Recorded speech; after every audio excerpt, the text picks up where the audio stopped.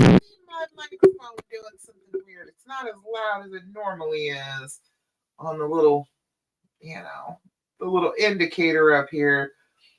Let me know. Make sure that you can hear me right now. If you can hear me, go ahead and put a purple heart in the comments. Let me know. All right. It looks like it's better. So, all right, we're gonna work with it. Right. All right. So, if you are trying to deal with healing and reconciling and being together after infidelity, you are doing something incredible. Let me first say that before we even get into what this actually is, I want you to understand how incredible it is, because this is a time where you have been traumatized and your body and your brain are screaming at you that you should be afraid of this person. You should get away. You should not be close to them. And in spite of all those alarms going off, that which are just based in your trauma, you love this person. I know that you love this person. I know that you know that there are good reasons to be with them. But in spite of the alarm system going off, you still know that this is your person. You remember who they are. You remember who they are to you, how your heart actually feels about them in spite of what they have done.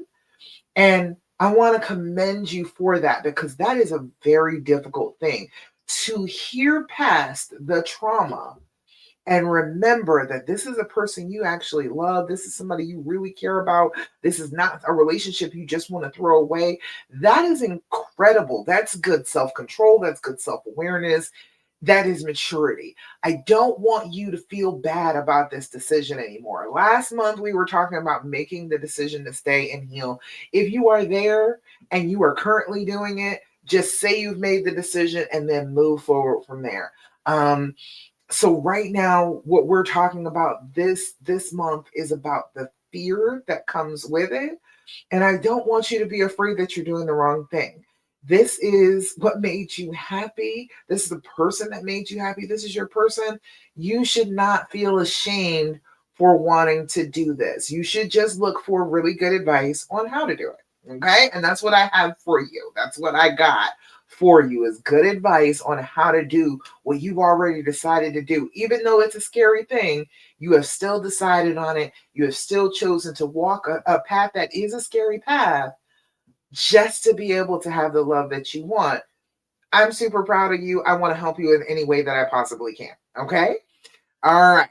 So, if you need the path, if you need the basics of the path, I want you to put path in the comments, PATH. I will send you a link for my path, the dreams formula, how to heal and reconcile after infidelity. I will get that to you, okay?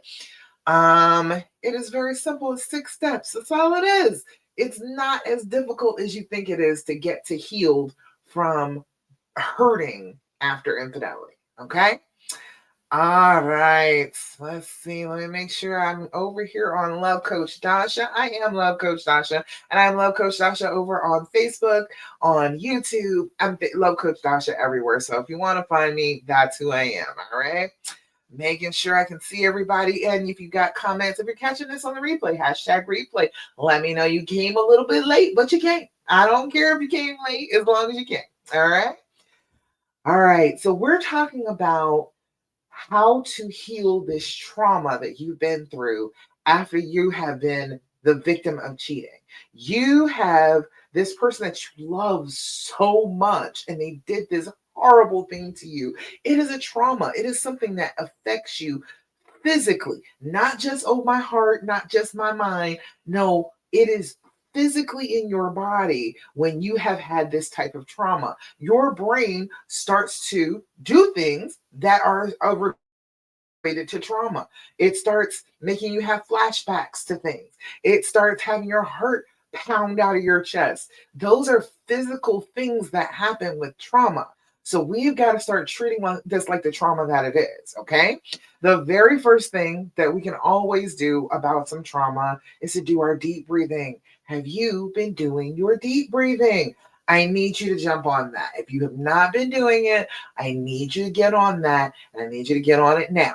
Right now, as a matter of fact, we're going to do it all together. What we do is 4-7-8 breathing. Now, That one is a great one, especially if you're trying to go to sleep. Hey, Richard from Northeast Ohio. Hi. We're talking about healing and reconciling after infidelity. So anybody you know that's got that problem, come on, direct them to me. We can work this out. All right. So the first thing is doing your deep breathing. We do 4-7-8 breathing. It is a good pattern to do, especially if you're trying to go to sleep at night. If you're dealing with the trauma and you can't rest, do this 4-7-8 breathing. It'll have you sleeping maybe 2 or 3 times. You do it in a row, you're asleep at that point. Okay. And it helps to prevent you from having those nightmares of, oh, he cheated on me, and it's just replaying in your brain. Okay. So do your 4-7-8 breathing with me. We're going to do a full blowout. We're going to try and deflate our lungs, get as much out as we possibly can. Then we're going to inhale for a count of 4 through your nose if you can. Hold that breath for a count of 7.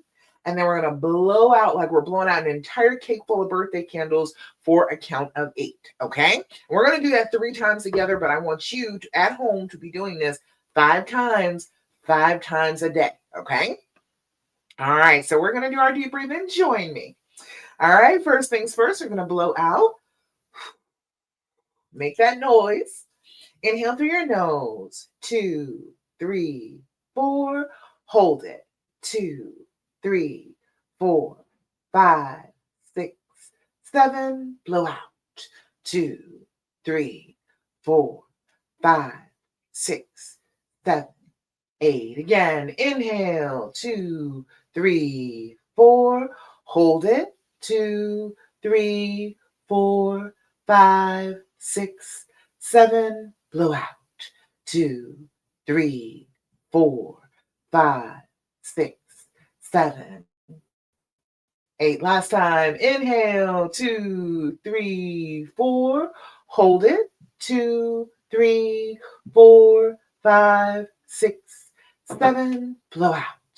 2, 3, 4, 5, 6, 7, and 8. Beautiful. Hey there, Arturo. How you doing?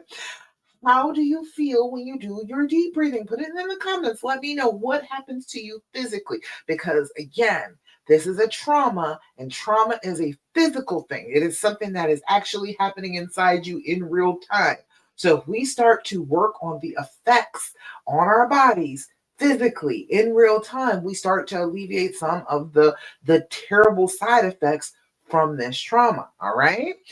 So we're doing our deep breathing, trying to focus on calming, centering, getting our breathing regulated slowly and deeply to tell our brain that, hey, we do not need the fight or flight response right now. We don't need to pant and gather up as much oxygen as we can because we're getting ready to fight or we're getting ready to run. No, we are safe.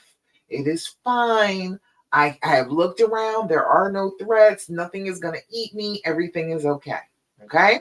So if you can convince your brain through the breath being correct, the breath being the breath of I am relaxed, I am okay, you will convince your brain that you actually are indeed okay. And then it will start to let you calm down on a regular basis. Okay. Second thing that we always talk about every time we get together, I need you to be doing your journaling. Have you been doing your journaling? If not, I need you to be on that too. I need you to get on that and stay on it, okay? I need you to start writing these things down. This trauma is inside you. It's trapped in there. So your brain keeps replaying the same things over and over and over again.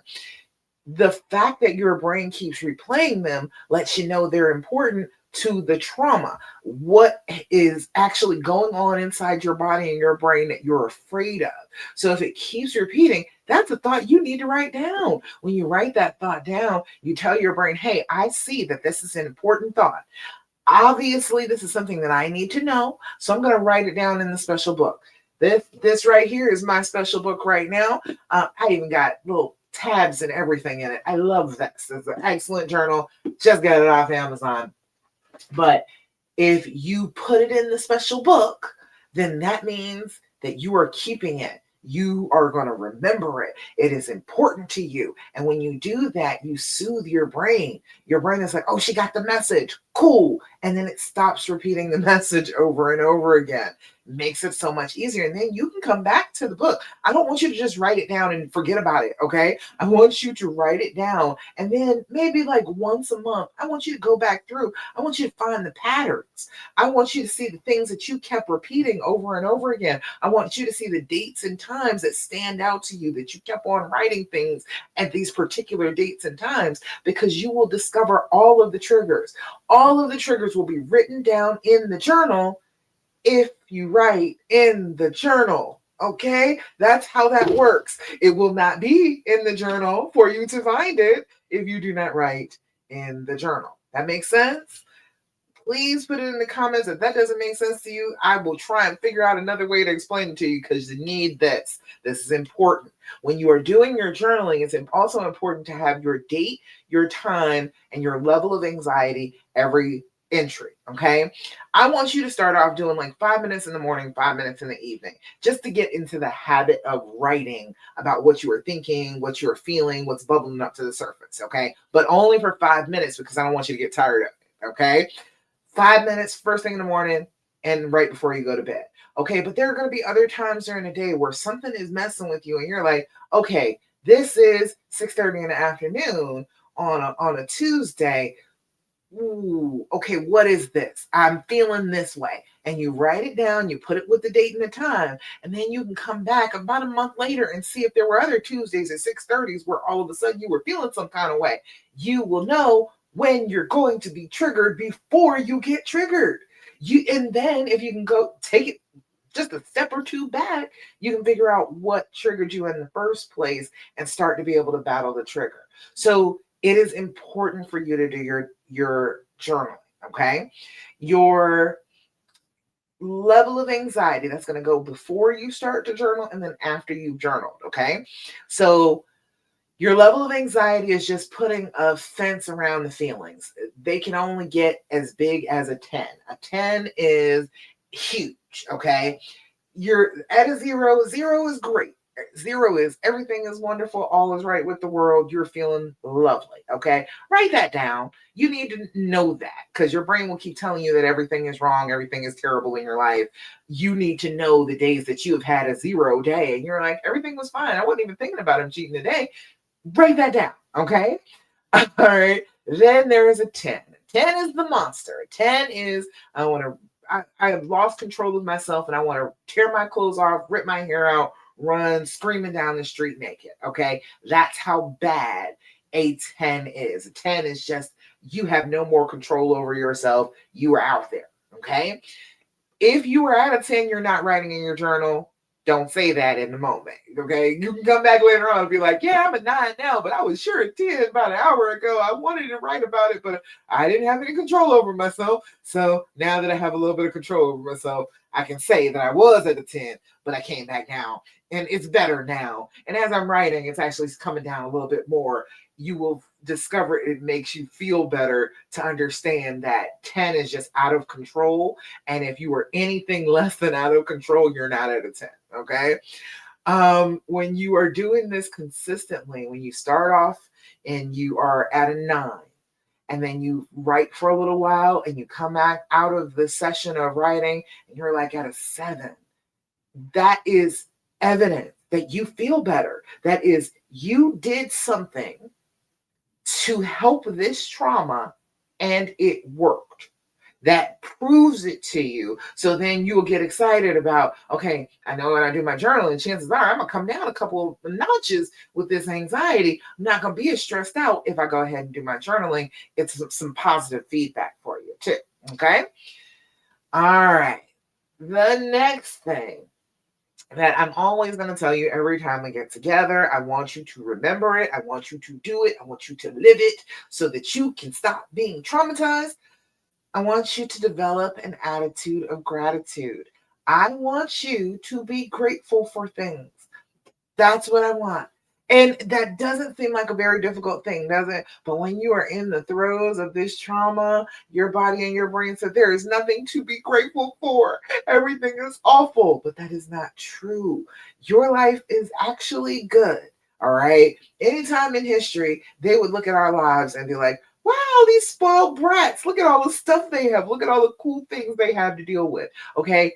Anywhere else in the history of time, they would be jealous of you right now living the way that you do. The fact that you have a little screen that you're talking to me through right this second, amazing. Why can't we be grateful for that? All right. So I want you to just develop that habit every morning. As soon as you get up, as you are doing your journaling first thing in the morning for that 5 minutes, write things that you are grateful.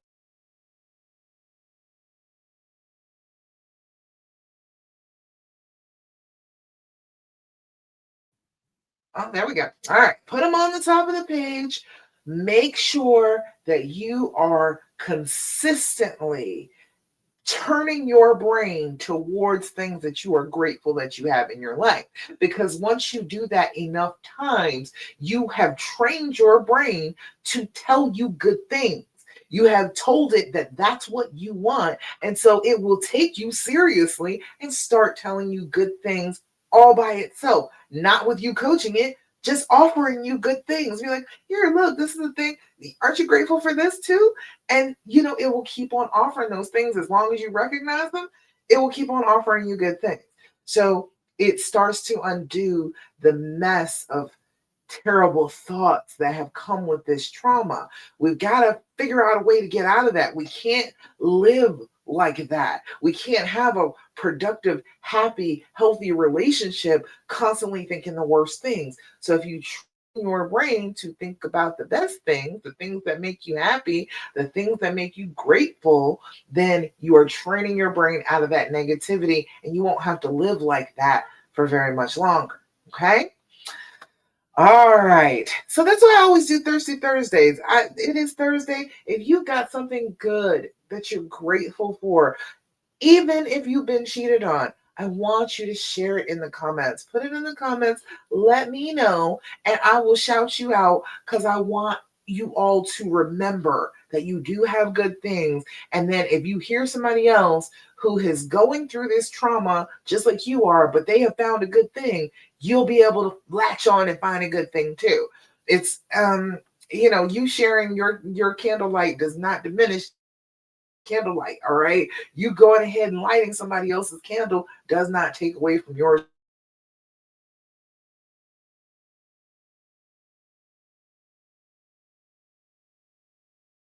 or not this evening. Okay. All right. Got a little delay there. I don't know what that was about. Okay. Anyway, let's see. Anybody got anything that they're grateful for? You want to put in the comments? I will come back to it now. All right. The last thing that we talk about before we get into an in-depth lesson, the practices, the things that you can do to actually start to lessen the effects of the trauma on your body and on your brain after infidelity.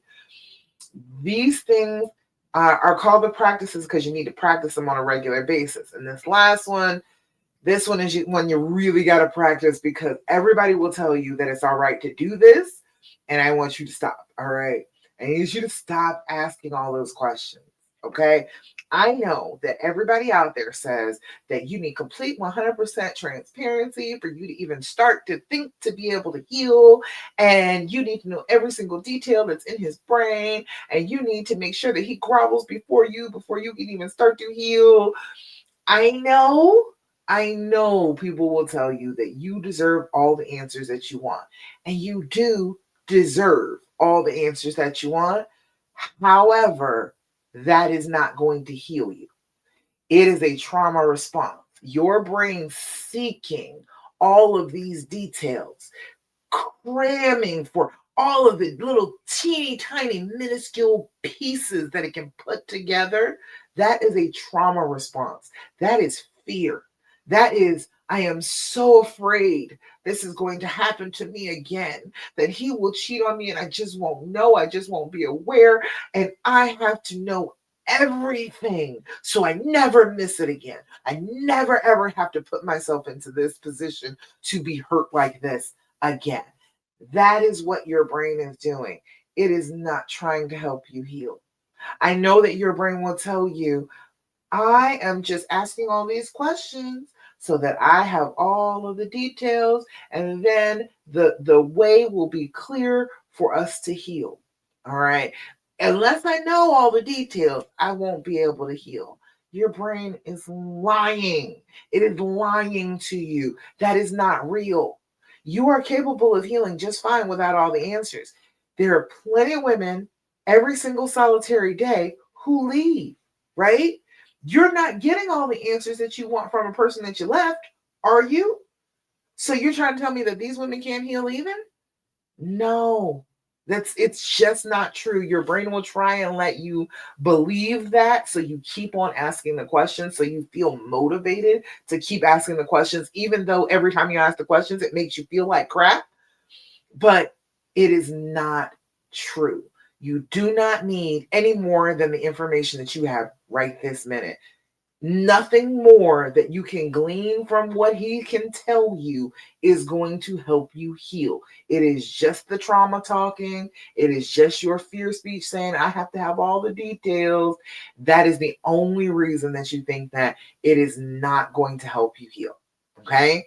So I want you to stop asking all those questions. I want you to get out of the habit of asking any questions at all if you can help it. um, because it's a trauma response, it is very worn into your brain. And so, even if you don't recognize yourself about to do it, you will ask him, well, how was your day? And even asking, how was your day, is an interrogation. It is, let me see what he says. He better tell me that he spoke to some girl in his office. I know he did.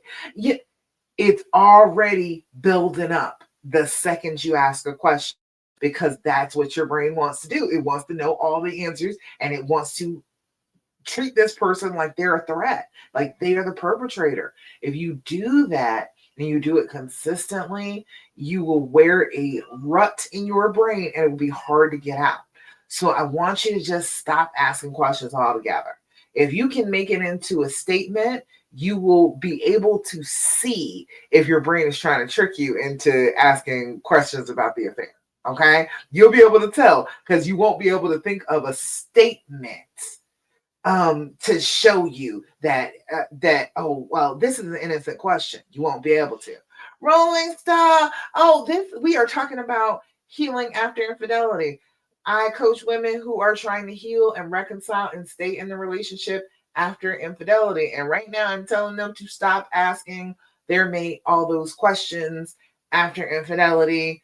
It is a trauma response. Your brain is tricking you into continuously re-traumatizing yourself so that you stay far away from that person. You do not heal and go towards them. So I'm telling you, stop asking all the questions. I'm telling you, don't ask questions at all. If you can help it, make things into a statement. Not, how was your day? I hope you had a really great day today. I hope you had a fast, easy shift today. Let them offer information instead of you asking for information. It's a good topic, right? It is. It's a good thing to know because this happens to a lot of people. And when you get into the situation, you may not realize that cheating wasn't a deal breaker. You found out after it happened. And so now you got to navigate it and try and figure out how to heal from it. And we got to treat it like the trauma that it is, and continuously going back and re traumatizing ourselves, thinking about and going over a trauma is not healing. That's just more hurting. So I want to teach you the things, how to get out of the healing, get out of the hurting habits and get into the healing habits. All right. So all of that being said, I understand that it is a trauma response to want to ask those questions. I get that. I get that it's like an itch in your brain. Your brain is screaming, I have to ask him a question. Okay. I understand that it's doing that. I got you. I know. But it's not good for you to keep talking about the affair. So Try these out. This is the and THEAND. This is from the good people at the Skin Deep. You can put that in the and put that in the search in Amazon and they pop right up. They got a whole store. And this particular deck is the Healing Edition. This one is about reconnecting, asking questions, but questions that are constructive to the relationship, not that are talking about the affair that they had and all the pain that you suffered and why did they do this to you. We don't need to keep going through all that if we're staying.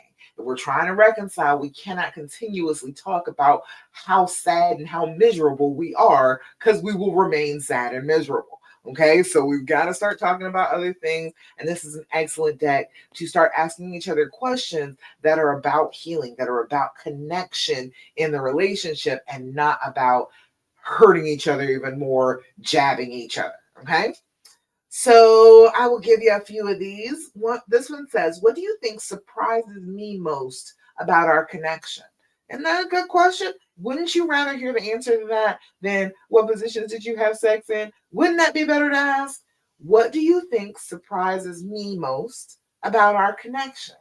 All right. He may tell you something you've never even thought of before, but come to find out it's true. All right. But you won't know that if you're asking him questions about what hotel they stayed at.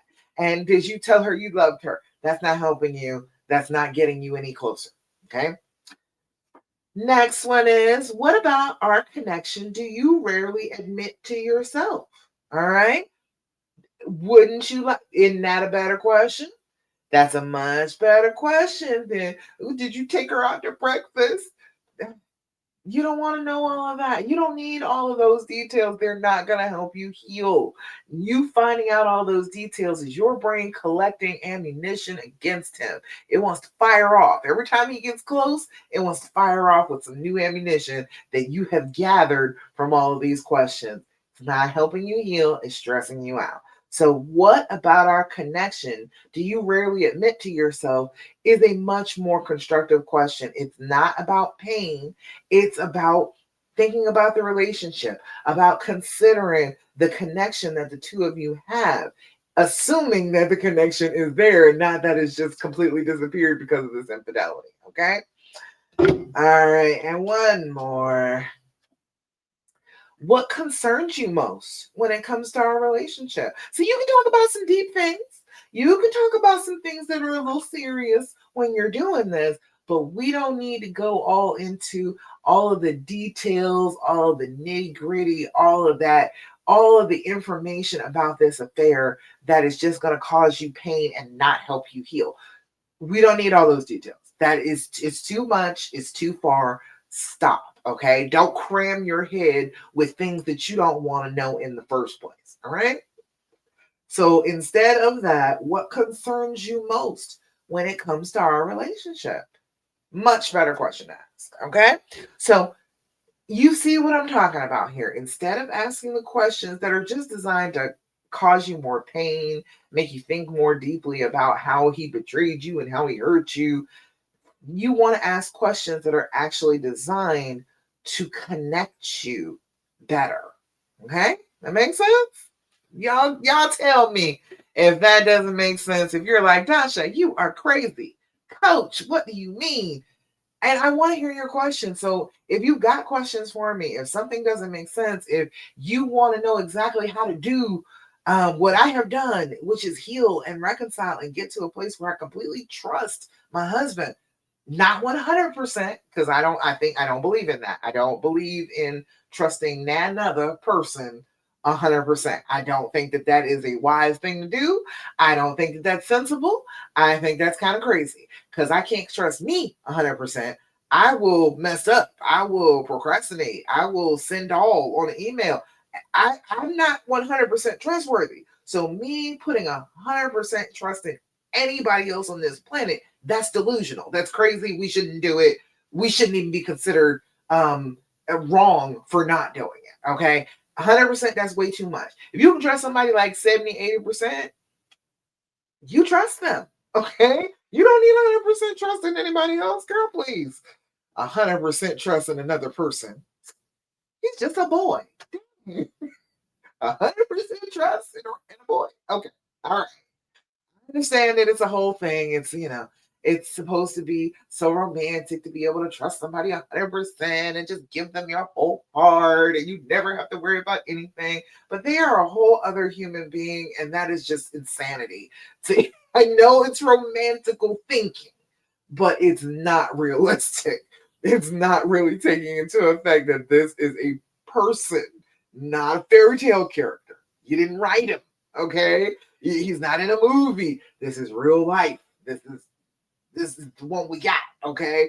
We cannot keep on thinking that people are going to be perfect and then we're not perfect. That's crazy. That's delusional. We can't live in that state. All right. So let me see.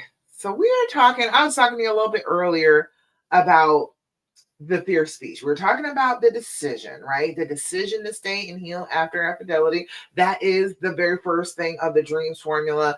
Every single time I talk to women, it's all about, have you made this decision?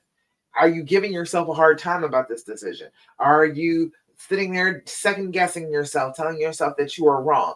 If you've made the decision and there's a whole bunch of doubt and fear about it, then that's the fear speech, okay? It comes with everybody's trauma. Everybody will say the exact same things that you're thinking because we all have the exact same fears. It will sound like the fear speech on the outside matches up with the fear speech on the inside, so it must be true. Let's not get ahead of ourselves. That does not mean that it has to be true, okay?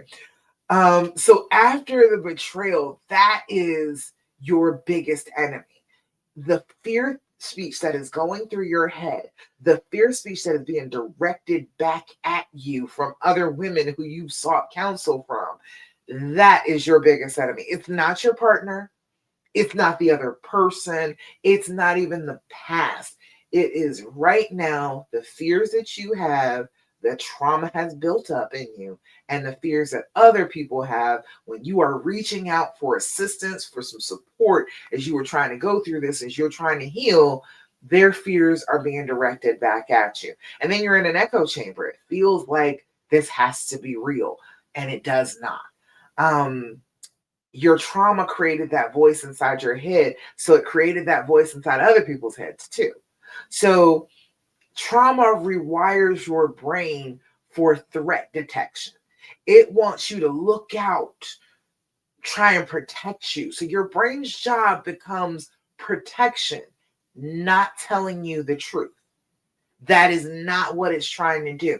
It is trying to detect a threat before the threat hurts you, but it's not trying to tell you the truth. Your brain is trying to protect you, not tell the truth. So we've got to assume from the giddy up when that fear speech is messing with us, we've got to assume that it's not telling the truth.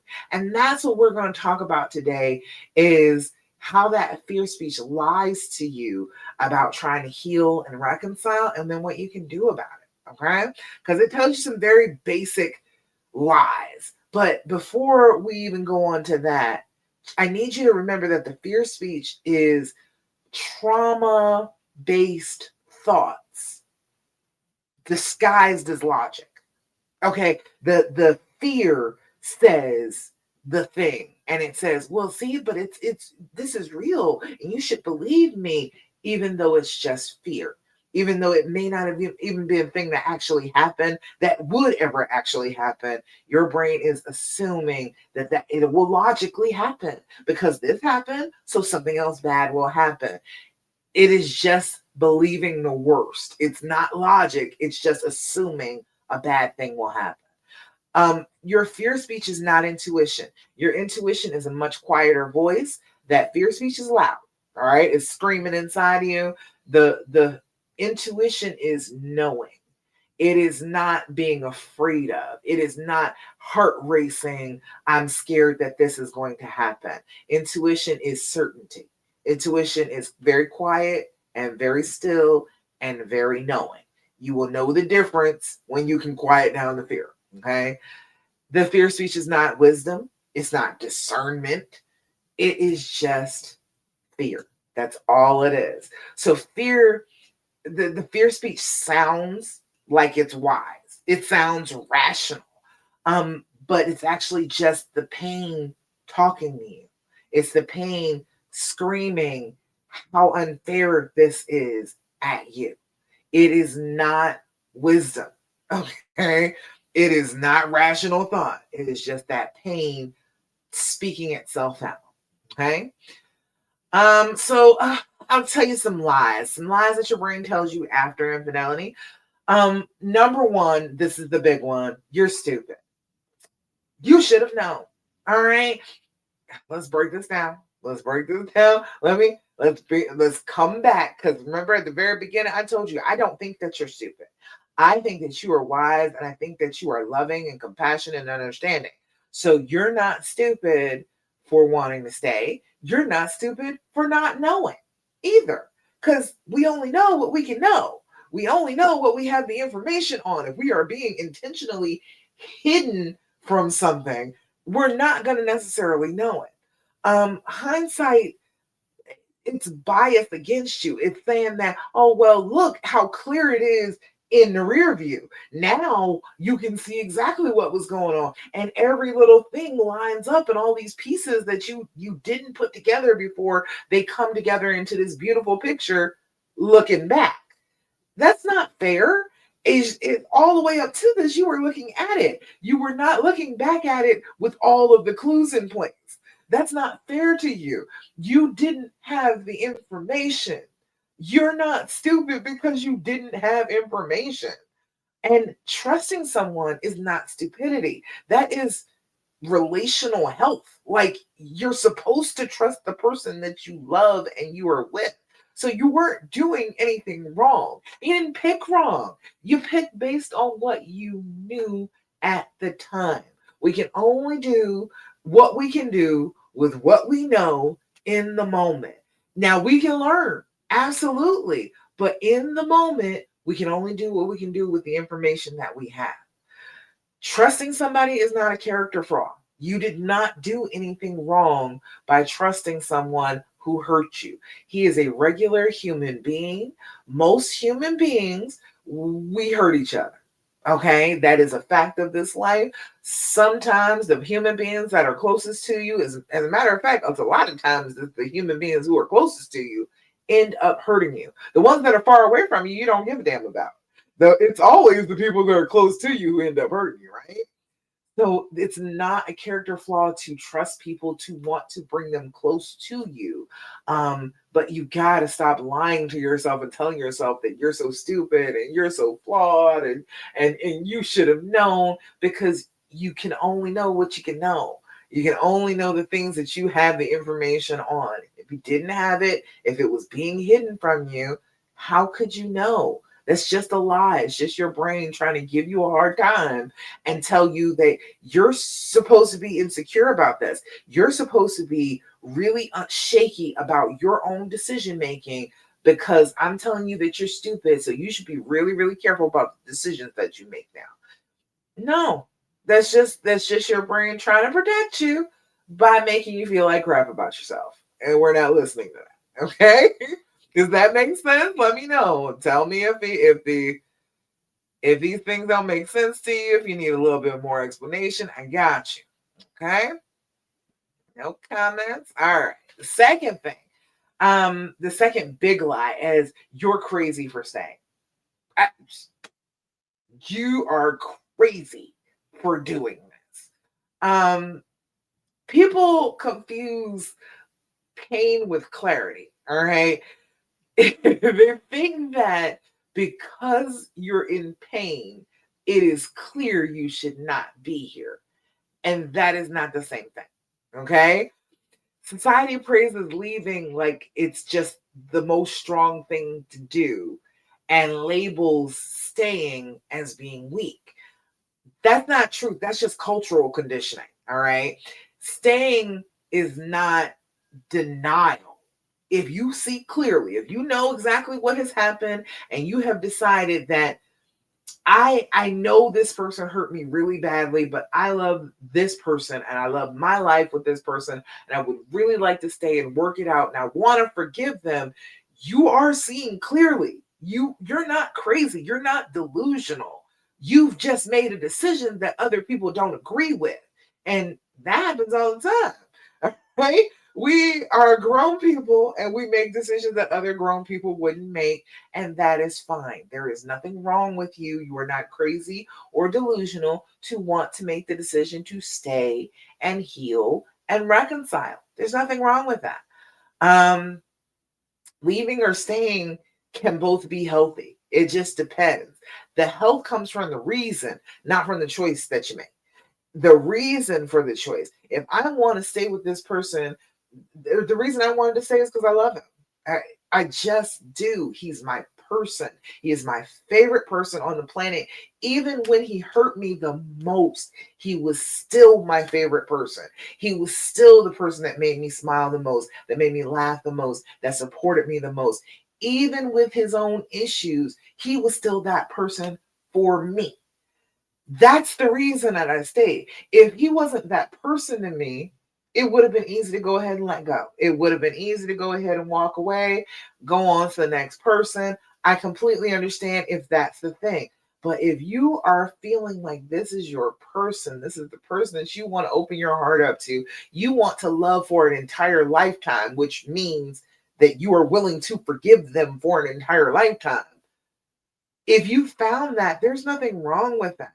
It's okay to stay, it's okay to go, but we've got to stop giving each other a hard time about the decisions that we're making. If you want to stay, you stay, and don't give somebody else a hard time who decided to go, but you don't let them give you a hard time either. Okay? Um, Staying's not weak. Staying blindly is weak. But staying consciously, understanding what you want and pursuing what you want consciously, that's powerful. That is not weakness. That is super strength. Okay. You need a cape on if you know what you want and you are going after it. All right. Lie number 3. Um, you can't heal unless he changes first. Right? That's Girl, I'm so tired of people believing that. I am so tired of that being the thing. Everybody's like, well, yes, he's got to be doing the work for you to be able to heal. No, he doesn't. All right. And you need to set yourself back and think about this for a little bit. Because if you do the healing and he does not catch up with you, he does not see the effort that you are putting into this healing, that tells you a lot about the relationship, doesn't it? You don't worry about him and his behavior. You just heal. All right. You get back in control of your nervous system so that you can see things clearly. And then when you get to that clear place where you're not hurting so much anymore and you have been healing up, you can see his behavior quite clearly. It's not coming from, oh, I just got hurt and I just want to kick him to the curb. You will be able to see it. Well, as I've been doing this healing, he's been trying to make sure that he shows me that he's trustworthy. He has been where he said he's going to be. You can see that you've made a good decision if you go ahead and heal first instead of waiting to see if he is going to do the healing for you. If he changes and you are still in the midst of this nervous system breakdown, you won't be able to see it anyway. You've got to heal first. If healing your system depended on his behavior, then you are just emotionally chained to his nervous system. Oh God. Oh no. Absolutely not. You've got to start with your own body first, your own brain first. His growth will help, but your healing is all yours. It all belongs to you. Him doing healing, him working on his part does not heal you. You got to do the work inside yourself to heal yourself to be able to even appreciate the work that he will be doing at the same time. So we're healing in parallel. We may not be able to interact as much about it, but you'll be able to see him doing the work because you will be clearer, you will be calmer. Okay? Um, you can start healing without him changing first. Do not wait on him. Do not feel like you are trapped in a situation where you're just going to be in pain until he fixes it. He has already made bad decisions. We are not going to depend on him to fix it. Okay. If you're waiting on him, you're still giving him all the control in the situation. And at this point, I would think that you would want some control back. I would think that you lost control when he did all of this, when he has cheated, when he has hurt you, when he has done the wrong things. You want to give him more power? That seems a little crazy. That's a little delusional to me. I can't see how that makes sense. Give him more control when the control that he took hurt you. No, no, you got to rein that in. You got to take control of your own healing, not give it to him to let him be responsible for it. And we know he hasn't been being responsible. He has not been making the best of decisions. You need to heal for a little while, get a little perspective, a little distance to see what he's done to start to heal the relationship. If you can get a little distance from that pain, you can see it clearer. Okay. Line number 4, if you still love him, there's something wrong with you. There's something wrong with you. You're a pick me. There's something wrong with you if you still love the person that you loved for years and they hurt you. Yeah. Love doesn't shut off on command. It's not like, oh, it evolved into ether as soon as he cheated. It could do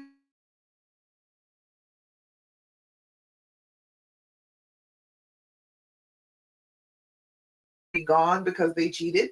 Absolutely. It does happen, but it doesn't necessarily have to happen. If you still love after this trauma, then you just still love. That's just how you feel. And there's nothing wrong with you feeling your feelings. If you love, you should be able to love. Love is not proof that you should stay, but it's also not proof that you're broken. You know, if you love and the love is there for you and you feel like, I want to continue with this love, I want to have this feeling with this person, you can make that decision. And that doesn't mean that there's anything wrong with you. Um, Love doesn't just disappear because there was betrayal, because the trust was damaged. Love doesn't just disappear like that for most people. We still feel what we feel about the person. And it's okay that you feel the way that you feel. I don't think that you're wrong for the way that you feel. As a matter of fact, I think that you might be the only person who does see this person clearly. If you are like, this is my love, I know that he did the wrong thing, but I know he's better than this. All right, if you want to stay and prove it, I don't think that you're wrong to do that. Okay. And then one more lie. You'll never feel safe again. You'll never feel safe with him again. You'll never be able to trust him again. You'll never be able to let your heart be open to him again. Your brain will tell you that lie, but it's just not true. Neuroplasticity exists, okay? The brain can relearn feeling safe. It can. The nervous system can calm down. Triggers can shrink and they can go away. I have seen it happen. I have felt it happen. I know it is real. I see it with my clients getting to that place where the triggers are just not bothering them anymore. And they like wake up one day and they're like, hey, I haven't even like really thought about this trigger in like a good little while. It's because our brains can grow and learn and change. And hallelujah for that. Thank goodness our brains can do that because we don't have to stay in this traumatized state forever. We can do the things that we need to do to heal and get to a place where we feel safe. And your safety doesn't come from anybody else, it just comes from inside you. So if you work on it, you can find it, bring it to the surface, and you will feel safe. You don't have to worry about anybody else keeping you safe. You will be able to keep yourself safe by finding that within yourself, by healing. Safety is not lost forever. It's rebuilt. The same way the trust can be rebuilt, you can rebuild the safety along with the trust. Um, your nervous system learned fear. That means that it can learn peace too. If your nervous system learned that it should be afraid, you can still teach it that it should be calm. Okay? It has learned something before, it can learn again. Okay? So let's see. Real quick, just so you know, you can still be in love with somebody who hurt you. There's nothing wrong with you. You are not delusional. You're not crazy for it. Time is not just going to heal you. You have to be intentional about healing to heal. Forgiveness, getting past this, getting your nervous system regulated again, that requires practice. It's not just a moment. It's not just, oh, it's all fixed. It's all together and I feel better. No, it's continuous. It's practicing it. It is bringing it into your life. It is every day saying, I forgive. I am treating him like I'm forgiving him today. Doing it consistently so your brain understands what the deal is. Healing is possible and you can begin right now. You do not have to wait for him. You don't have to wait for anybody. You can start the healing right now. So if you do want to start your healing right now, DM me. I will send you a link to get on my calendar for a free enchanted reconciliation call. If you are trying to get back to your fairy tale, if you are trying to get back home to your castle and you can't figure out how to heal and forgive him and fight off this trauma monster who is right on your tail all the way through the woods, go ahead and DM me and I will send you the link to get on my calendar for an enchanted reconciliation call. 45 minutes, absolutely free. And by the end of the call, I will have you on the path. I will have you knowing exactly 3 things that you can do right this second to start down the healing path. And if you do them, you are going to see results. You are going to feel good about it. And you're going to feel good once you get off the phone with me too. Once you talk to me, once you check with me on this enchanted reconciliation call, you are going to feel better. You're going to feel like things have lifted a little bit when you get on this call with me. So put call in the comments or DM me and let me know you would like a enchanted reconciliation call. All right. So let's see. I just want you to know that you're not broken. You're not broken. You're injured, and injuries can heal. I was a nurse for this year will be 26 years. I know things that are broken can heal. You are injured. You are hurt. There are ways to heal hurts. You do not have to stay on a crumpled heap on the ground feeling like all is broken, all is lost. You can heal. I know the path to healing. I want to share it with you. So message me. Talk to me.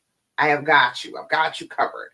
Seek some support from somebody who has done it, who has been there, who has existed in the pain and has come through to the other side, happy, healthy, feeling good, close, connected, trusting. I know how to get there. I would love to show you the path. Okay? All right. So any questions, comments, thoughts, complaints? Let me make sure I didn't miss anybody. If you are seeing this hashtag replay, put it on the comments. Let me know that you got here a little late, but you got here. I don't see any comments over there. All right. Fabulous. So the last of the practices. So we were talking about the practices before. We did 4 of them. There are actually 5 of them. The 5th of the practices is to do your affirmations, to talk good about you, girl. You are in a situation where you would be forgiven for being just plain awful. You would be forgiven for walking out the door, for losing your shit, okay? You are in that situation where anybody could understand exactly how you feel, but you are still choosing love and trust and forgiveness and compassion. All right. You've got to stop listening to the trauma that says that you're so awful. Just because the trauma is loud doesn't mean that it's true. You are listening to fear speech about yourself that is not true. You're not foolish. You're just faithful.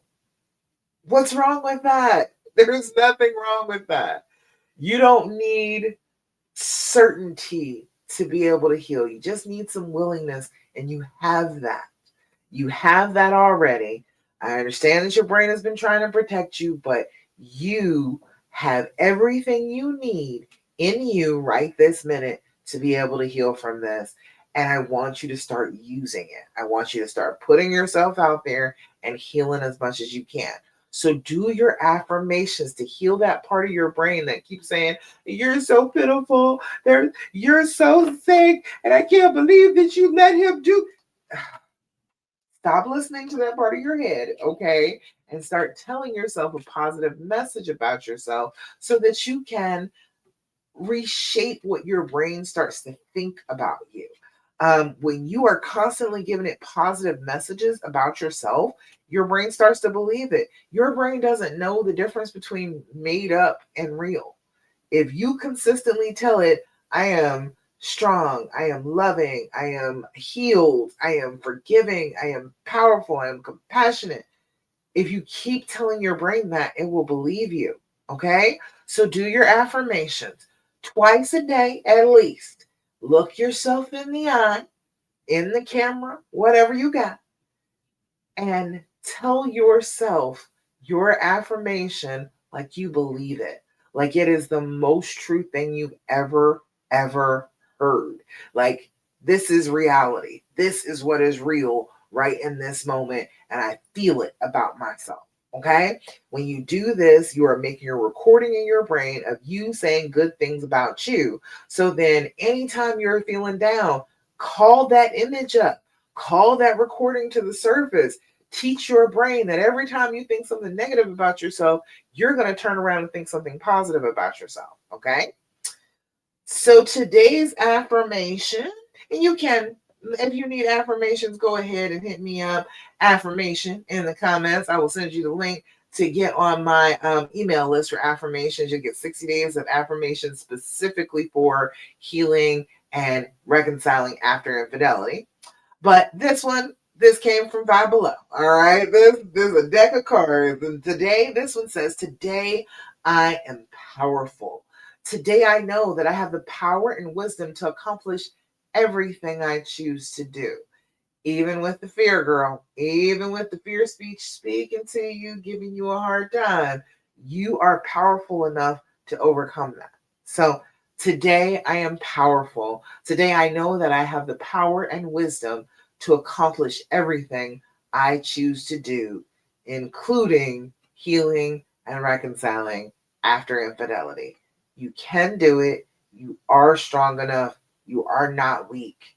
You are super strong for wanting to do this, for trying to do this, for believing in love the way that you believe in love. You are a strong, strong woman, and I'm proud that you're listening to me. I am proud that you are here with me trying to work on this. Okay? So you let me know. I will help you in any way I can. Call in the comments to get on an enchanted reconciliation call with me, 45 minutes, absolutely free, and you will be able to get on the healing path after that call. Okay? All right. So I think that's about it, y'all. Thank you so much for joining me for the Healing Hour Live. If nobody has told you lately, I love you and I'm so proud of you. You are going for unconditional love, and not many people do that. So I am very proud of you, and I want to help you get as much success with that as you possibly can. So reach out to me, DM me, and keep doing the practices. Do your deep breathing, your journaling, your gratitude practice. Stop asking all those questions and do your affirmations. And more than anything, do not do what the fear and the pain tell you to do. If it's something that is based in fear and pain and it is screaming at you, it is the wrong way. It is the hurting path. It is not the healing path. Turn around and go the exact opposite way from whatever the fear and the pain want, and you will be headed in the right direction. Okay? Mwah! I love you, and I will see you again next week, 9 p.m. Eastern Standard Time on a Thursday for the Healing Hour Live. Bye, y'all.